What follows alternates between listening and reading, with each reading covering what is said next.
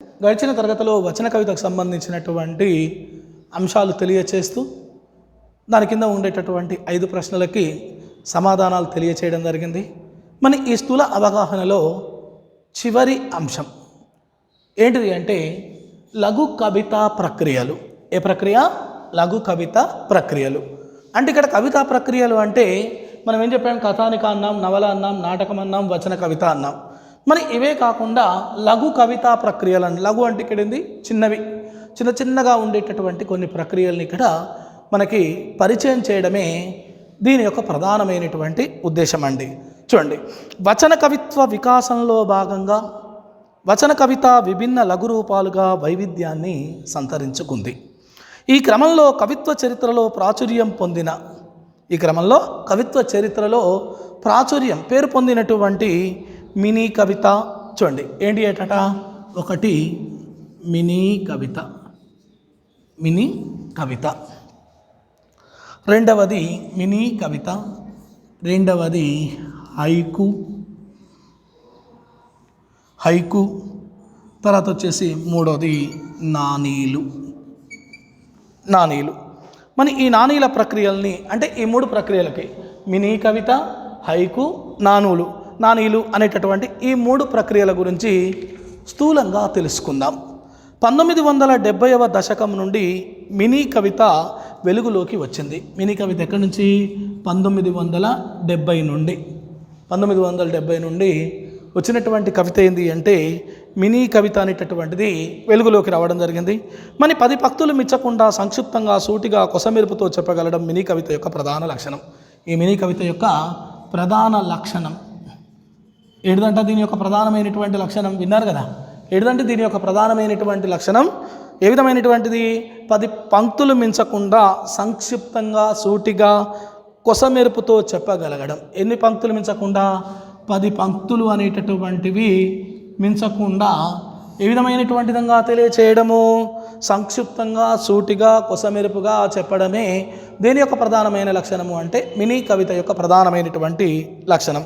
Mini కవితలో ధ్వని, వ్యంగ్యం ప్రాధాన్యం వహిస్తాయి. ఇందులో ప్రాధాన్యం వహించేటటువంటిది ఏంటిది అంటే ఒకటి ధ్వని అనేటటువంటిది, రెండవది వ్యంగ్యం. ఈ 2 కూడా ప్రధానంగా దేంట్లో ప్రాధాన్యాన్ని వహించేటటువంటి ఏంటి అంటే ధ్వని, వ్యంగ్యం. ఈ 2 కూడా ప్రాధాన్యం అనేటటువంటిది వహిస్తాయి.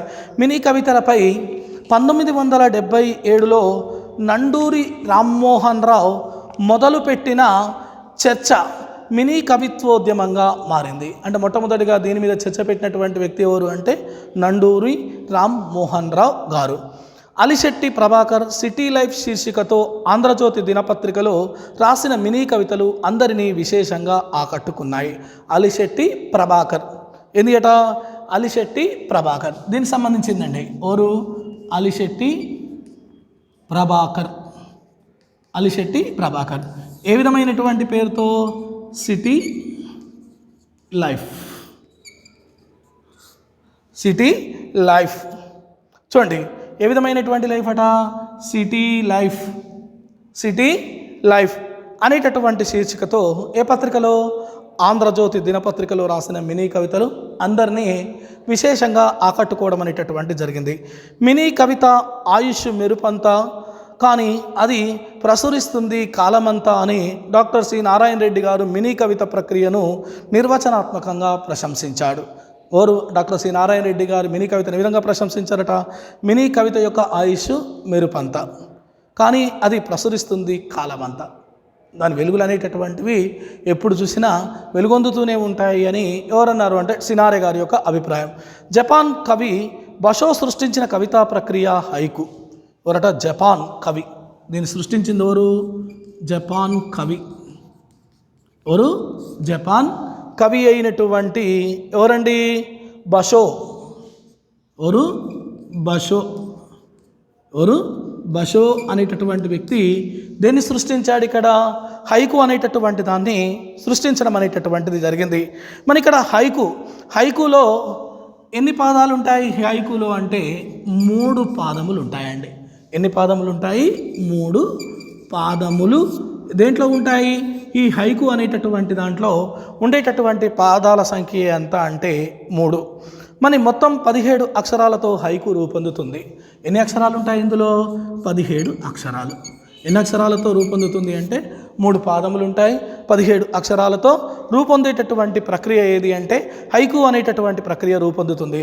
హైకు జైన, బౌద్ధ తాత్వికతను, ప్రకృతి సౌందర్యాన్ని, మార్మిక అంశాలను ధ్యాన ఛాయలతో ఆవిష్కరిస్తుంది. తెలుగులో హైకు ప్రక్రియకు గాలి నాసర రెడ్డి రేఖామాత్రంగా పరిచయం చేశారు. తెలుగులో హైకుల్ని పరిచయం చేసినటువంటి వ్యక్తి ఎవరు? తెలుగులో ఈ హైకుల్ని పరిచయం చేసినటువంటి వ్యక్తి ఎవరు అంటే గాలి నాసర రెడ్డి. గాలి నాసర రెడ్డి అనేటటువంటి వ్యక్తి ఈ హైకుకు సంబంధించినటువంటి కొన్ని అంశాలని పరిచయం చేయడం జరిగింది. ఇస్మాయిల్ హైక్ ప్రక్రియను విస్తృతపరిచాడు. దీన్ని విస్తృతపరిచినటువంటి వ్యక్తి ఇక్కడ ఎవరు అంటే ఇస్మాయిల్. తెలుగులో 17 అక్షరాల నియమం పాటించక 3 పొడుగు పాదాలతో హైకులు రాసిన వారే ఎక్కువ. అంటే 3 పాదాలతో ఎన్ని అక్షరాలు ఉండాలి అంటే 17 అక్షరాలు ఉండాలి అనే నిబంధన ఉంది కదా. ఈ నిబంధన గాల్లో నెట్టివేసి 3 పాదాలతో అక్షర సంఖ్యను పెంచుకుంటూ రాసినటువంటి కవులే ఈ హైకులు రాసినటువంటి వాళ్ళు చాలామంది ఉన్నారు అనేటటువంటి విషయాన్ని కూడా ఇక్కడ మనం గమనించాలి. తర్వాత చివరి ప్రక్రియ ఏంటిది? నాణీలు. మన ఈ నాణీలు రూపకర్త ఎవరు అంటే డాక్టర్ ఎన్ గోపి. ఎవరండి? Doctor N Gopi. ఎవరు రాశారు? ఎన్ గోపి. 1997లో వార్తా దినపత్రిక ఎడిట్ పేజీలో నాణీలు తొలిసారిగా సీరియల్గా వెలువడినాయి. ఏ సంవత్సరం అంట? 1997వ సంవత్సరంలో నాణీలు ఏ పత్రికలో? వార్తా దినపత్రికలో ఏ వెలువడాయి అంటే నాణీలు వెలువడడం జరిగింది. నాణీలు అంటే అర్థం. మరి నాణీలు అంటే అర్థం ఏందండి? చిన్న పిల్లలు. నాణీలు అంటే అర్థమైంది చిన్న పిల్లలు అనేటటువంటి అర్థాన్ని తెలియచేస్తూ ఉంటుంది. చిన్న పిల్లలు అనవచ్చు. తర్వాత దీన్ని చిట్టి పద్యాలు. చిన్న పిల్లలు చిట్టి పద్యాలు. చిన్న పిల్లలు చిట్టి పద్యాలు అని అర్థం. నావి నీవి వెరసి మన భావాల సమాహారమే నాణీలు. నావి నీవి వెరసి మన భావాల యొక్క సమాహారం ఏంటిది అంటే నాణేలు. 4 పాదాల్లో 20 అక్షరాలకు తగ్గకుండా. ఇందులో ఎన్ని పాదాలు ఉంటాయి? 4 పాదాలు ఉంటాయి. ఎన్ని అక్షరాలు తగ్గకుండా? 20 అక్షరాలకు తగ్గకుండా. ఎన్ని తగ్గకుండా? 20 అక్షరాలకు తగ్గకుండా. తర్వాత వచ్చేసి ఎన్ని అక్షరాలకు పెరగకుండా? 25 అక్షరాలకు పెరగకుండా. 20 తగ్గొద్దు, 25కు పెరగొద్దు. అంటే 20 నుంచి 25 మధ్య అక్షరాలు ప్రతి పాదం నందు ఉండాలి. ఎన్ని పాదాలు ఉంటాయి దీంట్లో? 4 పాదాలు అనేటటువంటి ఉంటాయి. మరి ఈ 4 పాదాల్లో నాణీలు మొదటి 2 పాదాల్లో ఒక భావాంశం. మొదటి 2 పాదాలు ఏముంటాయి? ఒక భావాంశం. చివరి 2 పాదాల్లో మరొక భావాంశం. అంటే దానికి సంబంధం ఉండదు. దాని భావం దాని 2 పాదాలది, ఈ కింది 2 పాదాల భావం ఈ రెండింటిది. మరి మొదటి దానికి రెండవది సమర్థకంగా ఉంటుంది, కానీ కొన్ని వ్యాఖ్యానాత్మకంగాను వ్యంగ్యాత్మకంగాను ఉంటాయి.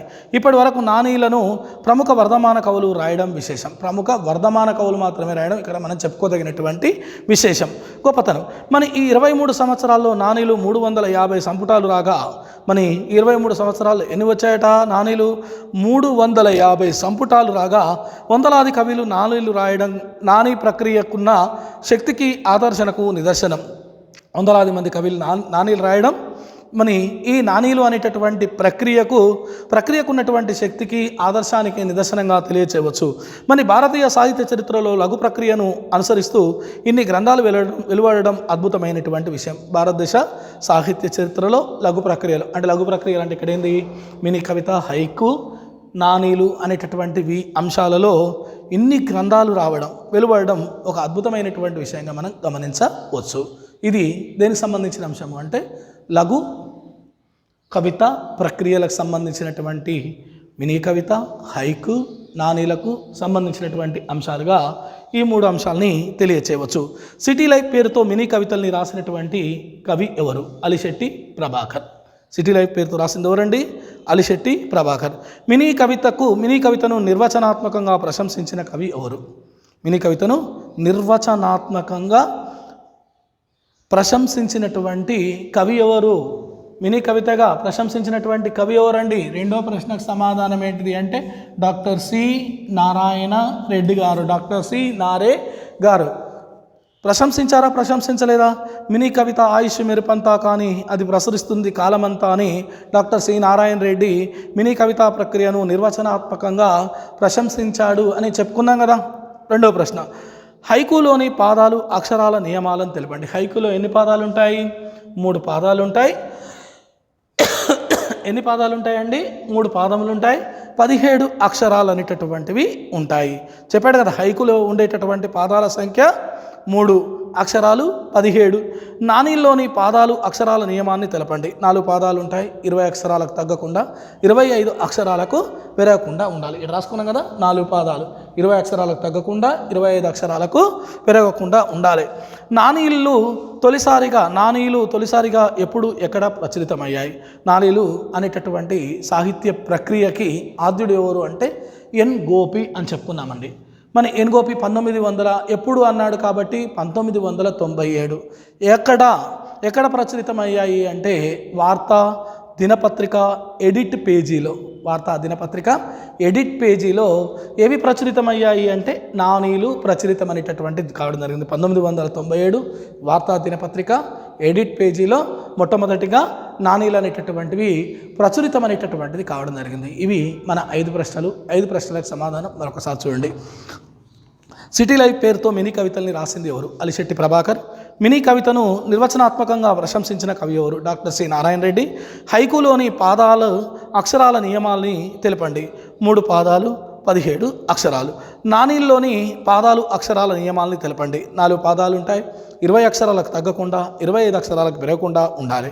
నానీలు తొలిసారిగా ఎప్పుడు ఎక్కడ ప్రచురితమయ్యాయి? నానీలు 1997లో వార్తా దినపత్రిక సిటీ ఎడిట్ పేజీలో నానీలు తొలిసారిగా సీరియల్గా వెలువడడం అనేటటువంటిది జరిగింది. 1997 వార్తా దినపత్రిక ఎడిట్ పేజీలో మొదటిసారిగా ఏవి ప్రచురితమయ్యాయి అంటే నానీలు ప్రచురితం కావడం అనేటటువంటిది జరిగింది.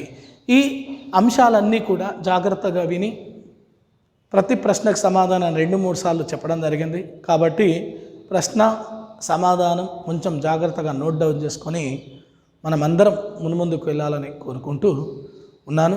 Thank you. ఈ 5 అంశాలని మాత్రం నవల, కథానిక, నవల, నాటకం, వచన కవిత, లఘు కవిత ప్రక్రియ, ఈ 5 ప్రక్రియలని సంబంధించినటువంటి అంశాలు జాగ్రత్తగా విని ఈ 5 ప్రతి చివరిలో పారాగ్రాఫ్ అంతా పూర్తయిన తర్వాత చివరిలో 5 ప్రశ్నలు చెప్పాం, దానికి సమాధానం చెప్పాం. 5 ప్రశ్నలు కథానిక అని రాసుకోండి.